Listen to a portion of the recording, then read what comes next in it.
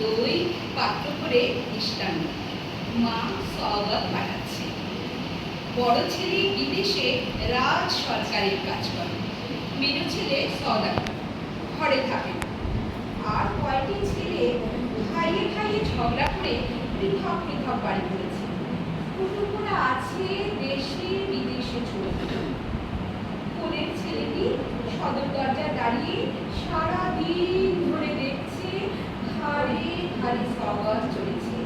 সাড়ে সাড়ে রাজদাসী থালাগুলি রঙে রঙে রুমালে ঢাকা। দিন ফুরোলো, সওগাত সব চলে গেল। দিনের শেষ নৈবেদ্যের সোনার ডালি দিয়ে সূর্যাস্তের শেষ আভা নক্ষত্রলোকের পথে নির্দেশ হলো। ছেলে ঘরে এসে মাকে বললে, মা, সবাইকে তুই সওগাত দিলি, কেবল আমাকে না?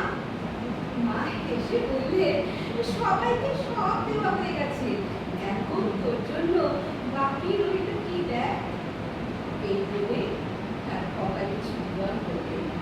ছেলে কাঁদো কাঁদো শুনে বললে, সওগাত পাবো না? যখন দূরে যাবি তখন সওগাত পাবি।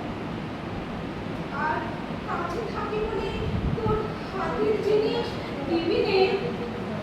মা তাকে হাত বাড়িয়ে কোলে নিলে, বললে, এই তো আমার